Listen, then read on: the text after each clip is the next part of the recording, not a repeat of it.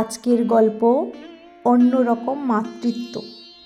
School থেকে ফিরে সোজা নিজের ঘরে চলে গেল মোহনা। ছোট ভাইয়ের বউ একবার জিজ্ঞাসা করলো ও কিছু খাবে কি না। মোহনা ঘাড় নেড়ে না বলল। আসলে মধ্য 40-এর মোহনার এখন আর বেশি কথা বলতে ইচ্ছা করে না।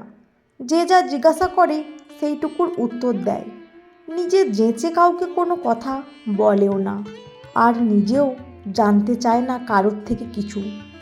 আজ ওর মনটা একদম ভালো লাগছে না। স্কুল থেকে ফেরার পথে ওর সঙ্গে দেখা হয়েছিল স্কুল লাইফের দুই বান্ধবী, তাপসী আর শ্রাবণীর সঙ্গে। দুজনেই বিয়ে থা করে ঘোরতর সংসারী। এই বয়সে যেরকম হয় আর কি, স্বামী সন্তান নিয়ে সুখের সংসার ওদের। রাস্তায় মোহনা ওদের দেখতে পায়নি, ওরাই দেখতে পেয়েছে মোহনাকে। তারপর ইচ্ছা প্রকাশ করলো এক কাপ করে কফিও খাবে আর একটু গল্পও করবে সবাই। এতদিন পর দেখা হলো সবার। সত্যি কথা বলতে মোহনার খুব একটা ইচ্ছে ছিল না, কিন্তু ওরা এমন জোরাজুরি করলো যে আর না করতে পারল না ও। অগত্যা সবাই গিয়ে একটা কফি শপে বসলো। তাপসী বরাবরই একটু চুপচাপ স্বভাবের মেয়ে, অনেকটাই মোহনার মতো। কিন্তু শ্রাবণী একটু বেশি কথা আগেও বলতো, আর এখনও ওর সেই স্বভাবটা আছে। না জেনে বুঝেই মোহনাকে বলে ফেললো, আর বল, তোর কি খবর? দিব্যি ঝাড়া হাত কত তোর। বর নেই, বাচ্চার ঝামেলা নেই, শ্বশুর নেই, শাশুড়ি নেই, তুই তো ভালোই থাকবি। সংসার ধর্ম করতে হলে বুঝতে পারতিস কত ধানে কত চাল। আচ্ছা, মোহনা তো একবারও ওকে ওর সংসারের ব্যাপারে কোনো কথা জানতে চায়নি। তাহলে শ্রাবণের কি দরকার ওর জীবনের এই অসম্পূর্ণ স্থানটাতে আঘাত করার? মোহনা যখন স্কুলের চাকরিটা পেয়েছিল তার আগে থেকেই ওর বিয়ের জন্য সম্বন্ধ দেখতে শুরু করেছিল ওর বাবা মা। তারপর চাকরি হলো। হঠাৎই একদিন স্কুল ক্যাম্পাসে অজ্ঞান হয়ে পড়ে গিয়েছিল। সবাই ডাক্তারের কাছে নিয়ে গেল। ডাক্তার ভালো বুঝলো না ব্যাপারটা। একজন ভালো গাইনোলজিস্টের সঙ্গে কনসাল্ট করতে বলল, আর তারপর অনেক রকমের টেস্ট, আর শেষ পর্যন্ত একটি নারীর মাতৃত্ব পরিপূর্ণ হওয়ার সমস্ত অঙ্গই কেটে বাদ দিতে হলো ওর শরীর থেকে। এক অসম্পূর্ণ নারী হয়ে আজও বেঁচে আছে। অসুবিধা ওর ছিল শুরু থেকেই, কিন্তু সেটা যে এত ভয়ানক রূপ নিয়েছিল তাও বুঝতে পারেনি। ইউট্রাসে টিউমারটা ম্যালিগন্যান্ট ছিল, আর তাই পুরো ইউট্রাসটাই বাদ দিতে বাধ্য হয়েছিলেন ডাক্তাররা। আর কোনো উপায় ছিল না। ফলস্বরূপ মোহনা আজ এক অসম্পূর্ণ নারী, যাকে কথায় কথায় সমাজের কাছে কথা শুনতে হয়। না জেনেই অনেকে মন্তব্য করে বসে, এই যেমন আজ শ্রাবণী করল। ও বিয়ে করেনি, ওর বাচ্চা নেই, এই অপূর্ণতা তো ওর সারা জীবনের সঙ্গী হয়ে গেছে। আজকাল আর অত কষ্ট হয় না এইসব শুনে, আসলে অভ্যেস হয়ে গেছে। তাও কখনো কখনো তো খারাপ লাগেই। এই যেমন আজই তো ওর মনটা খুব খারাপ হয়ে গিয়েছিল শ্রাবণীর এই ধরনের মন্তব্যে। বাবা মা আর দুই ছোট ভাই এই নিয়েই মোহনা ছিল। তারপর তো বাবা মারা গেলেন। দুই ভাইকে লেখাপড়া শেখানো, তারপর তাদের চাকরি, বিয়ে, সবই মোহনার হাত ধরেই হলো। ভাইয়ের বউরাও যতটুকু করে যথেষ্ট ওর জন্য। আজকাল এতটুকুই বা কজন পায়? অবিবাহিতা ননদের ঝক্কি আজকাল কোনো ভাইয়ের বউরা নিতে চায় না। দুবেলা রান্না করে খেতে দিচ্ছে ওকে, এটাই তো অনেক। আর কি চাই? মা আর ও একটা ঘরেই থাকে, তবু তো দিনের শেষে মায়ের সঙ্গে সুখ দুঃখের কথা একটু শেয়ার করতে পারে। আসলে এই পৃথিবীতে মায়ের থেকে আপন বোধ হয় আর কেউ হয় না। মোহনার যেদিন মন খারাপ থাকে ওর মা ঠিক বুঝতে পারে। পরম মমতায় মাথায় হাত বুলিয়ে দিতে দিতে বলে ওকে, দুঃখ করিস না মা, লোকের কথায় কান দিতে নেই। মোহনা শুধু ভাবে, মা চলে গেলে ওর কি হবে, কে ওকে বোঝাবে এমন করে। মোহনা শুয়ে শুয়ে ভাবে পুরনো দিনের কথা, ওর অপারেশনের 1-2 বছর পরের কথা। স্কুলের ট্রেনিংয়ের সময় আলাপ হয়েছিল পরিমলের সঙ্গে। ওর থেকে 1-2 বছরের বড় হবে। পরিচয় ধীরে ধীরে ঘনিষ্ঠতার পর্যায়ে পৌঁছায়। মোহনার চোখও নতুন করে সংসার গড়ার স্বপ্ন দেখতে শুরু করেছিল। কিন্তু কিছুদিনের মধ্যেই ওর সেই স্বপ্নসৌধ ভেঙে চুরমার হয়ে গিয়েছিল, যখন পরিমলও সব জানতে পেরে একজন অসম্পূর্ণ নারী এই কথাটা বলে অপমান করে ওকে ছেড়ে চলে গিয়েছিল। না, কোনো অনুনয় বিনয় করেনি ও। সত্যিই তো, ওর মতো মেয়েকে কেউ কেনই বা বিয়ে করে নিজের জীবন ধ্বংস করবে? পরিমল তো ঠিকই বলেছে, এটাই তো সত্যি। আজ জীবনের এই জায়গায় পৌঁছে তাই ওর সত্যি কারোর প্রতি কোনো অভিযোগ নেই। কি হবে অপরকে দোষারোপ করে? ওর নিজেরই এই অসম্পূর্ণতা ও কেনই বা অন্যের ওপর চাপাতে যাবে? কিন্তু তাও আসলে রক্ত মাংসের মানুষ তো, মনের ভেতরে তো একটা ইচ্ছা থাকেই। সব মেয়েই সংসার চায়, স্বামী চায়, সন্তান চায়। মোহনার তো কোনোটাই পূরণ হলো না। ছোটবেলায় মা কখনো কখনো বলতো, যখন মা হবি তখন বুঝতে পারবি সন্তান স্নেহ কী হয়। সেটা আর মোহনার এ জন্মে বোধহয় জানা হলো না। একটা কষ্ট গলার কাছে দলা পাকিয়ে আছে। কাকে প্রকাশ করবে ও এই কষ্ট? কোনো অনুষ্ঠান বাড়িতে গেলে আত্মীয়রা চাপা গলায় বলা বলি করে ওকে নিয়ে। কেউ কেউ সামনে এসে সহানুভূতি প্রকাশ করে, কিন্তু সত্যিই কি এসব ওর প্রাপ্য ছিল? সবার কাছে সহানুভূতির পাত্রী হয়ে বাঁচা কি কম কষ্টের? সে কারণেই তো ও এখন আর কোনো অনুষ্ঠান বাড়িতেও যায় না। সেদিন বড় মাসি এসে বলে গেল ওর নাতির মামা ভাতের অনুষ্ঠানে যাবার জন্য। মোহনা এক প্রকার না বলে দিয়েছিল, কিন্তু মাসি কিছুতেই শুনল না। মোহনাকে অনেক করে যেতে বলে গেল। মোহনার স্কুল থেকে বেশি দূরও নয় বড় মাসির বাড়িটা।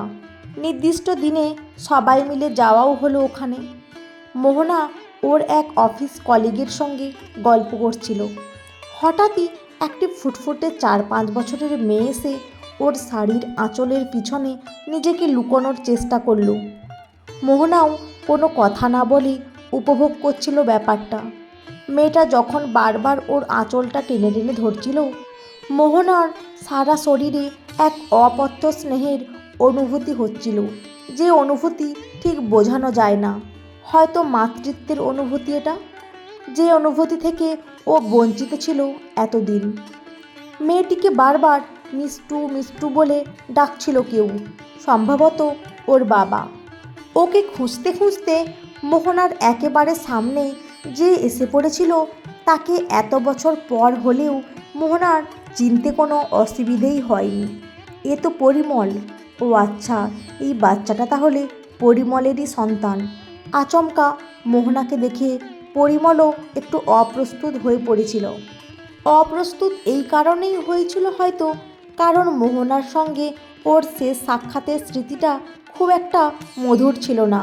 আর অপমানটা ওই করেছিল মোহনাকে, প্রত্যাখ্যানও ওই করেছিল। মোহনার এতে কোনো দোষ ছিল না। পরিমল মিষ্টুকে বারবার মোহনার শাড়ির আঁচল থেকে বেরিয়ে আসতে বলছিল, কিন্তু মিষ্টু ততই আষ্টে পৃষ্ঠে জড়িয়ে ধরে রাখছিল মোহনাকে, আর বারবার একটাই কথা বলছিল যে সে কিছুতেই খাবার খাবে না, তার মাকে যতক্ষণ না তার কাছে এনে দেওয়া হচ্ছে। শেষে মোহনা আর চুপ করে না থাকতে পেরে পরিমলকে উদ্দেশ্য করে বলল, এত করে যখন মেয়েটা ওর মাকে এনে দিতে বলছে, সেটা করলেই তো হয়, তাহলে তো আর এত ঝামেলা হয় না। পরিমল কোনো কথা বলল না। তখন মোহনার মাসির মেয়ে ইতি এসে পরিমলকে উদ্দেশ্য করে বলল, দাদা আপনি যান, আমি নিয়ে যাচ্ছি মিষ্টুকে। পরিমল চলে যেতে ইতি বলল, আমার ভাসুর। এ হলো আমার ভাসুরের মেয়ে মিষ্টু। ওর জন্মের সময়ই ওর মা মারা গেছে। অনেক কমপ্লিকেশান ছিল দিদিভাইয়ের। ডাক্তার অনেক বারণ করেছিলেন দিদিকে, কিন্তু ও শোনেনি। শেষ পর্যন্ত বাচ্চাটা তো এই পৃথিবীর আলো দেখেছে, কিন্তু নিজে চিরবিদায় নিয়েছে এই পৃথিবী থেকে। যখন থেকে মিষ্টুর একটু জ্ঞান হয়েছে, ওর শুধু একটাই কথা, ওর মাকে এনে দিতে হবে ওর কাছে। ইতি জোর করে মিষ্টুকে মোহনার আঁচল থেকে বের করে আনলো। খুব কাঁদছিল মেয়েটা। মোহনারও বুকের ভেতর কেন জানে না একটা অসম্ভব কষ্ট অনুভূত হচ্ছিল। মিষ্টু মোহনার আঁচলের তলা থেকে তো বেরোলো, কিন্তু ওর হাতের আঙুলের সঙ্গে নিজের কচি কচি আঙুলগুলো দিয়ে আষ্টে পৃষ্ঠে জড়িয়ে রাখলো। ইতি কিছুতেই ওকে নিয়ে যেতে পারছিল না মোহনার কাছ থেকে। শেষে মোহনাই বলল ইতিকে, তুই চল, আমি ওকে নিয়ে যাচ্ছি। তারপর মিষ্টুর দিকে তাকিয়ে বলল, কি মিষ্টু, এই আন্টিটার সঙ্গে যাবে তো? মিষ্টু একগাল হেসে বলল, হ্যাঁ যাব, আর খাবো তোমার সঙ্গেই। মোহনা কেন জানে না না করতে পারল না এই অবোধ শিশুটাকে। ও সঙ্গে করে মিষ্টুকে নিয়ে গেল। তারপর নিজের হাতে মিষ্টুকে যখন খাইয়ে দিচ্ছিল, সেই মুহূর্তে ওর মধ্যে যে আশ্চর্য সুখানুভূতি হচ্ছিল তা ও কাউকে বলে ঠিক বোঝাতে পারবে না। এ এক স্বর্গীয় সুখের অনুভূতি, যা লক্ষ লক্ষ টাকা খরচ করলেও মানুষ কিনে আনতে পারবে না। মোহনা যখন মিষ্টুকে পরম মমতায় খাবার খাইয়ে দিচ্ছিল, তখন সবার অলক্ষ্যে একজোড়া চোখ ওদের দুজনকে দূর থেকে লক্ষ্য করছিল। সেটা মোহনা বা মিষ্টু কেউই দেখতে পায়নি। রাত্রিবেলা সবাই বাড়ি ফিরে এলো, আর মিষ্টু, সে তো যতক্ষণ মোহনা ওখানে ছিল এক মুহূর্তের জন্য মোহনাকে নিজের কাছছাড়া করেনি। ওকে ছেড়ে আসতে মোহনারও খুব মন খারাপ করছিল। পরের দিন স্কুলে গিয়ে মোহনার খুব মনে পড়ছিল মিষ্টুর ওই ডল পুতুলের মতো চেহারাটা। ক্লাস থেকে বেরোতেই একজন স্টাফ এসে ওকে বলল, কেউ দেখা করতে চায় ওর সাথে, অপেক্ষা করছে বাইরে। মোহনা একটু অবাকই হয়ে গেল। এখন এই স্কুল আওয়ারে কে আসবে ওর সঙ্গে দেখা করতে? তাও বাইরে বেরিয়ে দেখল এক ভদ্রলোক দাঁড়িয়ে আছেন পেছন ফিরে। মোহনা ওনার দিকে এগিয়ে গিয়ে জিজ্ঞাসা করল, আপনি কি আমার কাছে এসছেন? কী দরকার বলুন তো? ভদ্রলোক সামনে ঘুরে দাঁড়াতেই মোহনা অবাক হয়ে বলল, তুমি? হ্যাঁ মোহনা, আমি পরিমল। আজ থেকে 20 বছর আগে এই জায়গাতে দাঁড়িয়েই আমি তোমাকে তোমার অসম্পূর্ণ মাতৃত্বের জন্য ছেড়ে চলে গিয়েছিলাম। তোমাকে অপমান করেছিলাম এক অসম্পূর্ণ নারী বলে। অথচ বিধাতার কি নির্মম পরিহাস দেখো, সেই অসম্পূর্ণ নারীর কাছে আজ আমাকে আমার একমাত্র মেয়ের জন্য মাতৃত্ব ভিক্ষা করতে হচ্ছে। মোহনা, তুমি একমাত্র পারো আমার মেয়ের মায়ের অভাব পূরণ করতে। আমি তোমার কাছে ক্ষমা প্রার্থী। দয়া করে তুমি আমাকে এই অসহায় বাবাকে ফিরিয়ে দিও না। আমার মেয়ের মায়ের জায়গা আমি তোমাকে দিতে চাই মোহনা। কাল থেকে ও শুধু তোমাকেই খুঁজছে সব জায়গায়। মিষ্টুকে তুমি তোমার সন্তান স্নেহ থেকে বঞ্চিত করো না মোহনা। মোহনা কি বলবে কিছুই বুঝতে পারছিল না। ওই ছোট্ট শিশুটাকে সেও এই একদিনেই অনেক আপন করে ফেলেছে। এই ছোট্ট অবুঝ শিশুটাই তো কাল ওর মধ্যে এক অপার মাতৃত্বের অনুভূতি এনে দিয়েছে, যার জন্য আজ এতকাল ধরে ও অপেক্ষা করেছিল। এই মাতৃত্বকে সে অস্বীকার করতে পারে না। নাই বা ওর গর্ভে জন্মালো ওই শিশু। গর্ভে জন্ম না দিলে কি মা হওয়া যায় না? ও না হয় এই শিশুর যশোদা মা হয়েই ওকে বড় করবে। পরের দিন মোহনা পরিমলদের বাড়িতে গেল। ওর মাতৃত্বই ওকে সেখানে টেনে নিয়ে গেল। মিষ্টু ওকে দেখেই জড়িয়ে ধরে বলল, আমি জানতাম তুমি আসবে, আর কখনো আমাকে ছেড়ে যেও না তুমি। মোহনাও ওকে নিজের বুকের কাছে টেনে নিয়ে বলল, না রে, যাব না, তোকে ছেড়ে কোথাও যাব না। এই অনন্য মাতৃত্বের অনুভূতি আমার জীবনেও যে এই প্রথম। বন্ধুরা, আজকের গল্পটি কেমন লাগলো? যদি ভালো লেগে থাকে অবশ্যই একটি লাইক দিয়ে চ্যানেলটি সাবস্ক্রাইব করে পাশে থাকবেন। অসংখ্য ধন্যবাদ।